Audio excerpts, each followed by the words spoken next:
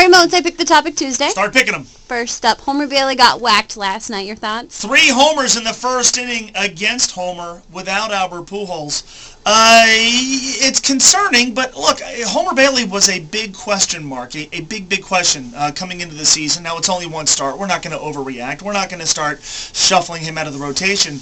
But coming into this year, I think we knew 2 things about Homer. Number 1, he does have a history of arm problems. That might not be a problem this year.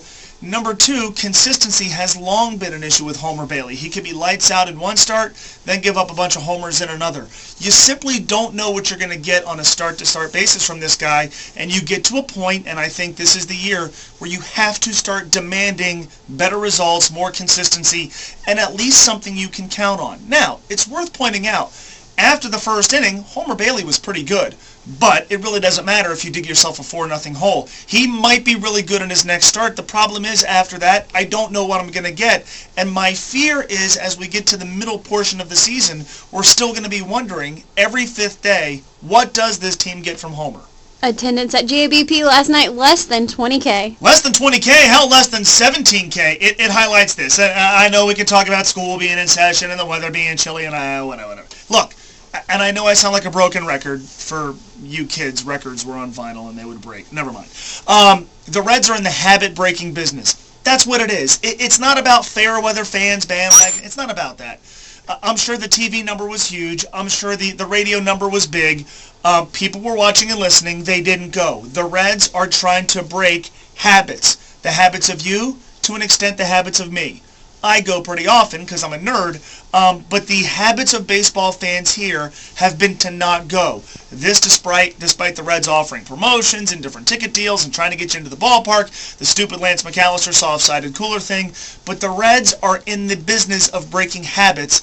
That's really, really hard to do, and it's going to take quite an effort for the Reds to do that, and they have to this year. All right, last question. Yeah. Should Ozzie Guillen be fired? Fired? No, absolutely not. Now, the Marlins have suspended him, and I get that. If you're the Miami Marlins and you operate in that community with such a heavy Cuban-American population, you've got to make a statement, and I do understand that. Fired? No. Number 1, let's not make the comparison between Ozzie Guillen and Marge Schott. Marge had a long history of unapologetically saying things about minorities. Ozzie doesn't. Now, he says a lot of silly things. Says a lot of things that you know when you hire the guy, he's going to say some things that make you cringe. A gay slur back in 2006. But I think if you fire him, number 1, that kind of reminds me of Cuba in itself. You say something, you lose your job. I don't like that. And I do think it sets the precedent of not being allowed to make a mistake.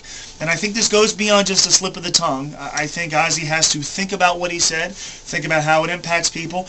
Maybe it ignites a conversation about Fidel Castro and the plight of Cubans. I don't know. But I think firing him is a little rough. I think we rush to that. He appears to be genuinely contrite. I take him for his word. I hope he learns from this. I hope time heals whatever wounds are out there. But I think to terminate a guy, which I know we can't stop short of firing somebody anytime somebody takes a wrong turn. I think that's a little bit much.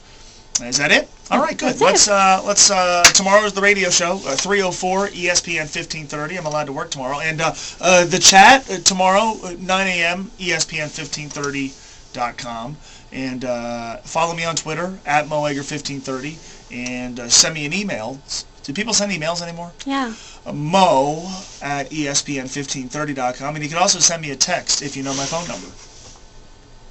Is that it? Yep. That's